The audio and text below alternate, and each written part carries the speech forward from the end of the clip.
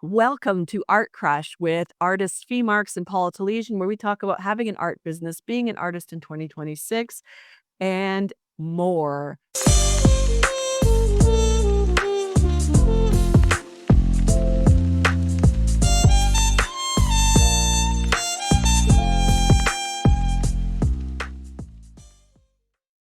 Today, we are going to be talking about having boundaries in your business, and it's not quite what you think when we're talking about boundaries. Boundaries are really important because they also add clarity to what we will and will not do, what we want to accomplish and not accomplish, and the things that we will take in or reject. These boundaries end up being ways for us to focus more clearly. I think this holds for a lot of small businesses because we are not a big corporate organization.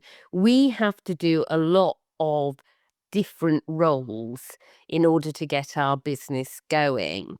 And there are some which, in a way, are non negotiables. There are some things you have to do. If you want to sell your art in this day and age, in this market, there are some things you have to do. You cannot opt out of everything.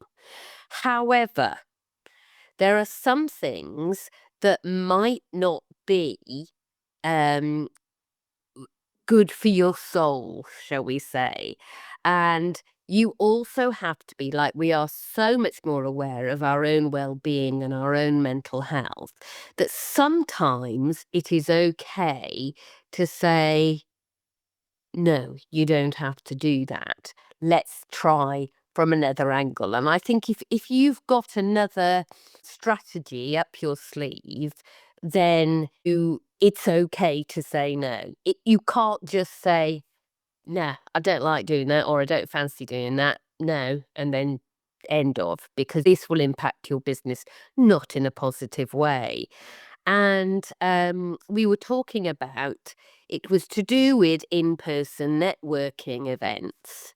Now, this is something that it's very, very relevant, and a lot of people who run small businesses belong to these networking groups where they go and they share.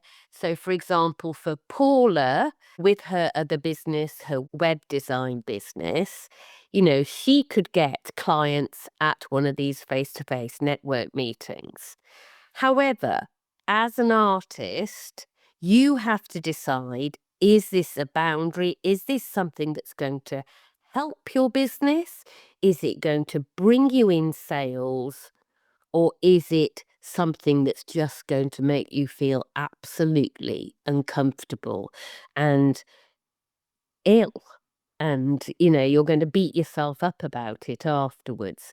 Fi is speaking from the experience of talking with me as I went through the ringer, showing up at every networking event I could get my hands on in the local area in London, Ontario, and finding rooms that I didn't fit in or feel welcome in, and finding rooms I did fit in and feel welcome in, though those were few and far between. It was an interesting experience because we know running a business, regardless of what your business is, that you end up holding up a mirror to yourself, a mirror to your perceived shortcomings, a mirror to your strengths, and a mirror to where you want to be and where you haven't quite made yet. So you end up seeing yourself in m some good ways and a lot of not so good ways. And what the in-person networking did for me was to immediately show me where my weaknesses were socially in public. It brought me right back to being an awkward teenager, trying to fit in and not fitting in anywhere in high school and not understanding what I was missing. So I was never into sports. I was never a mean girl. I was never preppy or I guess preppy in the 80s would be whatever hipstery now or whatever. I don't know what the terms are, but I was never in those like really cool sort of groups. I was in the not even in the goths, 'cause I wasn't a goth, but in the outsiders groups, the artists, the weirdos, the whatever, the creative people. And so when I was in some of those networking spaces, it was very apparent. I don't know how people do it either. I don't get that. But they could tell when I walked in that I didn't fit in there. It took me a little bit longer to sort of put 2 and 2 together. And I was like, "Okay, I'm not good enough," instead of owning the idea that I'm just in the wrong space. It took me a hot minute and a lot of fee to figure out that that it was not me, I was in the wrong space. So, one of the boundaries that we wanna talk about is understanding, not avoiding doing something challenging, but understanding when something doesn't work for you, then you can say, "I gave it a fair shake. This is not for me. It's not helping me move forward. In fact, it's harming me emotionally, socially, mentally. And it's okay for me to say, actually, I've tried it. It's not for me. It's full stop." What we don't And want somebody to say, sorry, Fee, is, "I'm not going to try it at all because I'm afraid." I walked into those rooms. I will still walk into the right rooms now that I've found the small number that are right for me, but I'm glad I did the job anyway, right? If I hadn't done that, I wouldn't know where I still have weaknesses. I wouldn't know where I actually am so welcome. That I had a networking meeting last week that was absolutely amazing. I was very welcome. People were happy to see me and demonstrated that, and it was a great night. And I was actually reluctant to go because 'cause I'd already been feeling sort of burnt and flambéed by previous experiences, and so it was a really lovely thing. I was really glad I went. But now I know I'll do these meetings, not those. I'll go to these places, not those. That's my boundary. yeah, 100%. And just to put it, what I did when I was talking to Paul about this was, we know if we sort of turn it on its head, we know that sometimes there are art events and we will turn up and we will work our little socks off and come away and go, oh, I didn't sell anything. And it's easy to blame ourselves, and the first thing that most artists go, "Oh, I think my prices was wrong." Blame the prices. But actually, we now know that it wasn't the right place to sell your art or your product. And that is exactly the same. So, for example, last summer I did a show. When I turned up, it was a new show, a new art show. The people were running it were very, very specific that it was an art show, not an artisan show, which was one of my criteria. And but when I turned up, I walked in and there were the blue plastic chairs.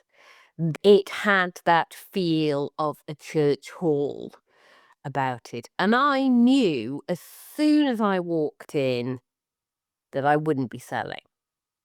And I sat there and I talked to a lot of people. I didn't sit there with a grumpy face on or anything like that. I chatted to people, but I also said to people, this is my last event like this. At that point, my boundary came down. It was not a reflection on my art. It was not a reflection on me feeling like I wasn't good enough or anything like that. It was like, I don't fit and this isn't right. This isn't worth my energy doing. Now, for some people's products, that is perfect. And so I'm not being snobby or anything else like it, but it's knowing what is the place and finding the place where your art is welcome and sellable. It's not about you personally. It's not about you feeling like that. I mean, what Paula brought up, that does happen, and it's really easy to ping. I've been in that situation where I have felt, oh my God, I feel like I'm back in school. I feel like the outside. I have mirrored exactly the same. But when it comes to running your art business, it's not about you personally, I don't think. It's about, once again, it's about your art, what you're saying, where it fits. Yeah. And understanding too that, buyers have an expectation. So there's a saying that, you can't buy milk in a hardware store. If a buyer is going to a hardware store, they're not going to buy milk. They're going to buy a hammer. So having your art in the right place, you showing up in the right spaces makes sense in that context. You can't buy milk in a hardware store. So Any Canadian listening to this will be like, "But there's Canadian Tire. We're not going there." Every other hardware store, you can't buy milk in a hardware store. But, yeah, it's makes all the difference because art makes us vulnerable. It's a thing that we care about. We're passionate about the work we create. We put our heart and soul into it. Otherwise, we're just robots. Nobody wants robot art. And so when we show up and say, please, come and buy our stuff or buy my stuff, you immediately take on, I did something wrong. Nobody bought it because the price was wrong. The art was wrong. I'm not good enough. My subject matter was wrong. And the reality is that you were in the wrong space. And I did a lot of wrong shows before I found the right shows back when I was doing shows. It became very clear to me where my art would and wouldn't sell, but it took a couple of really horrific wrongnesses to realize that, because also the buyers coming in would be like, "Why is this here?" When they were expecting other things. I did one show that was an artisan show, but it was in a church basement, and that was my mistake. I was still new. I was just saying yes to every show possible, and actually, I did one show also in a school gym. That was a whole other thing, and people go there and they expect crocheted items, they expect, maybe children's clothing or toys, gently used or whatever. They expect a little bit of crafty things. They were not expecting fine art, and so it was kind of like, "What the heck is that?" What Yeah, which was so similar to the experience that I had. People were coming in with their kids and giving their children like £5 to go and spend because they thought it was going to be like a church fete. And they had every right to think that. But when they came in and saw that it was art being sold for hundreds and if not over £1,000, because it, they were deeply embarrassed, I think, themselves. I've never been in that situation, and they were like, "Oh my god, we had no idea that it was an art show," even though it said that, because the venue was wrong, Yeah, you know. and the advertising probably wasn't communicating as clearly as it should have been and everything else, so yeah, yeah, these things happen. So understanding that you don't have to say yes to everything, that having those boundaries also saves you time, emotional effort, and expense, because every show does cost. It costs time away from your studio, even if you have everything ready to go. It costs or money in terms of petrol to get to and from the place, packing and unpacking. Everything has a cost. So picking and choosing your shows and making sure they're as correct as possible for the work that you have is an important boundary to put in place. And it's also, I think it's made even harder for artists because the expectation is that you pay to be in a show. And so there are shows that your art could easily sell at, but you can't afford to lay out that money to set up a store, buy all the stuff because they know that people buy. And I know people who that is their main livelihood, but it's a huge outlay, and these shows can cost £2,000 to actually take part in for 2 days, especially if you have to uh, eat and, pay for somewhere to stay because they're all around the country. And most artists don't have £2,000 at their disposal to risk, because it's still a risk. It still might not be the right place for your art. Um, to enable them to do that. So it becomes a sort of privileged position, and it's something that, we still talk about combating. It's only rich people like the Bloomsbury set who thought it was, you didn't want people to actually charge for anything art because it should be pure, because they had a private income. But it's immediately cutting out a huge amount of artists from participating. And I mean, this is one of the reasons that Paula and I and Yella and Sue have set up the 51%, because we want to find a different way. So it's not in a church hall or £2,000. It is actually, let's try something different. because there is a huge, huge gap, I think. So you're not only there looking out for where you want to sell your work, you're also looking at, can I make this possible? Yeah. There's also a difference between an artist setting up a show or an event and somebody who thinks they're doing charity work for the artists. So they're no longer in business to the best of my knowledge, but there was a real estate agent who decided that she was going to help all the poor artists in London by setting up a space for them to teach, to have studios, to have access to a gallery. But I met with her a couple of times. This was several years ago as she grew from where she started to where the business ended up. And I think it went into a third place, but at that point I walked away. And she felt like she was dealing with a bunch of simpletons. That's what came across that had to be treated firmly in order to make the business work. And the attitude was really like, I'm doing good work. I'm making a difference because these poor artists couldn't tell their hands from their feet because they're so silly. So when you have shows run like that and events run like that, and even services run like that, they are the runaway boundary, don't touch because they don't understand what art actually is. They have no respect for the artists. And any event that they put on or put together, it may or may not have a level of success, but it won't be maintained because that's why her business is no longer in business, again, to the best of my knowledge because she didn't have that understanding of the art world of artists and why people buy art. She just went, I'm going to do something nice for these poor, stupid people who spend their day. And make some money at the same time on their backs. Yeah. Yeah. So when I had met with her, I went back, like I said, a couple of times to give her a fair shake, but I just couldn't bring myself to do business with her at all. It was just, she rubbed me completely the wrong way because she was never in the industry to begin with. I did another show in London pre-COVID that when they set the show up, it was supposed to be at this great venue and it was supposed to be artists and expensive artists and jewelry makers and whatever. So these are the higher end ones that my work, my pricing fit in.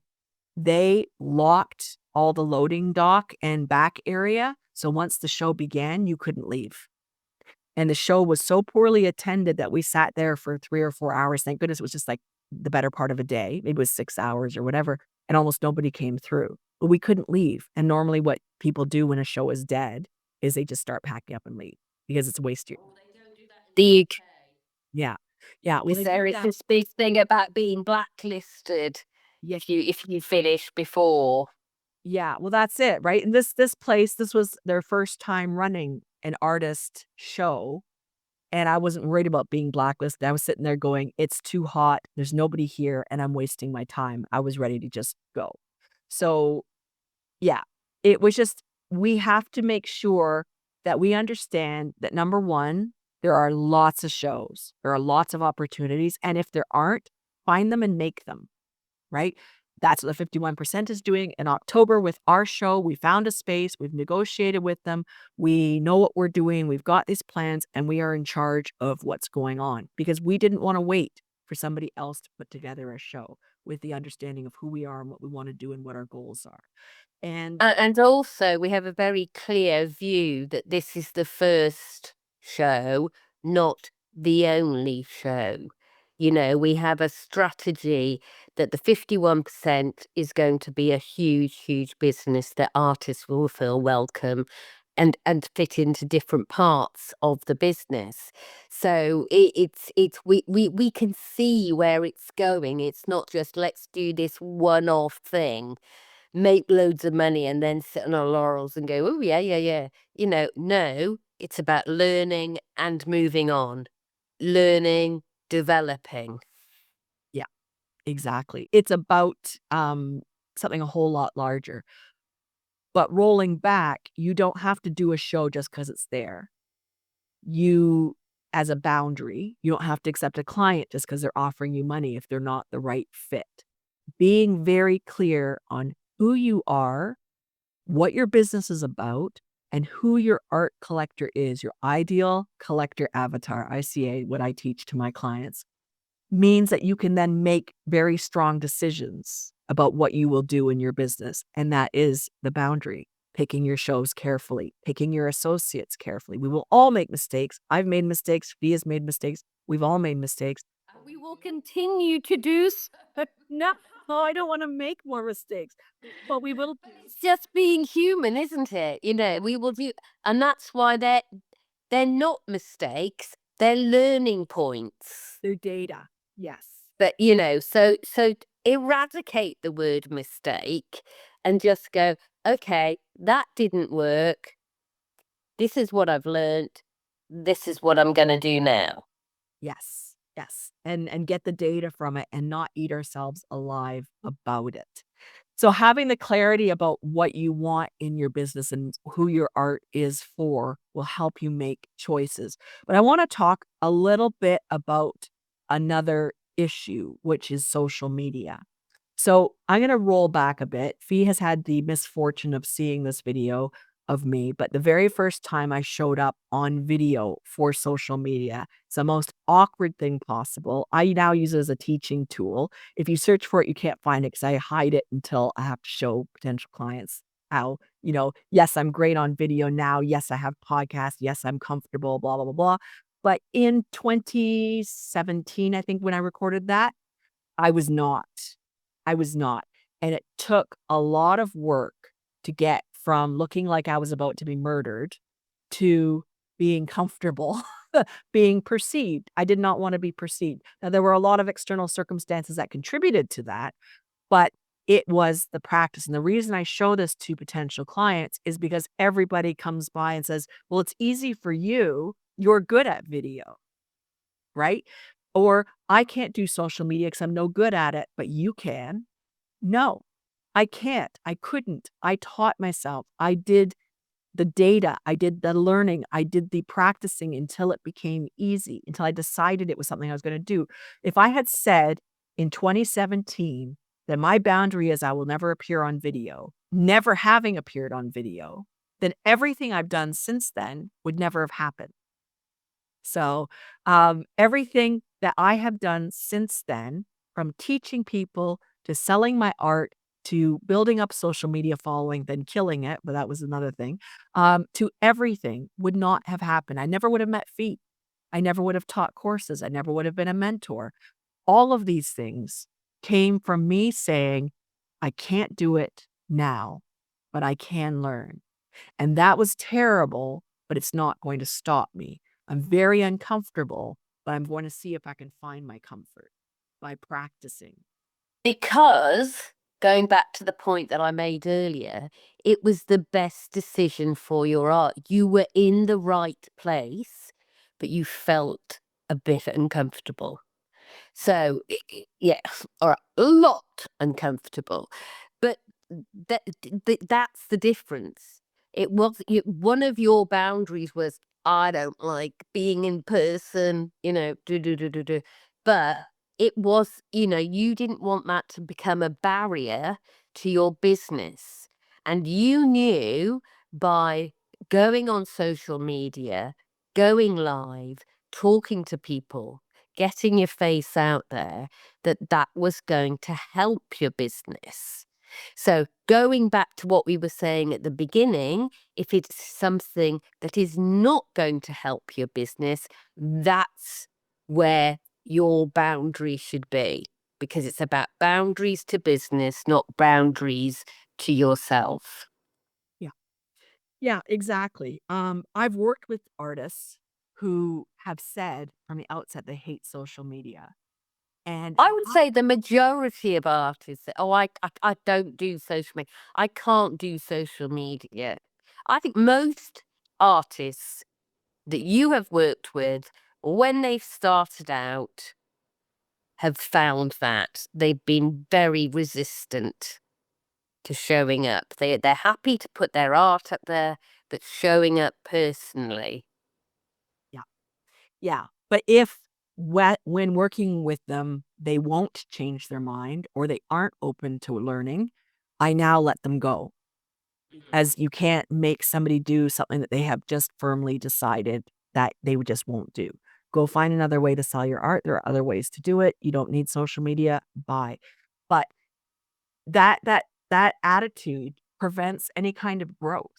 Deciding without doing that you hate something, it's the same as a child saying, "I won't eat my broccoli even though I've never had it before. It's green and scary."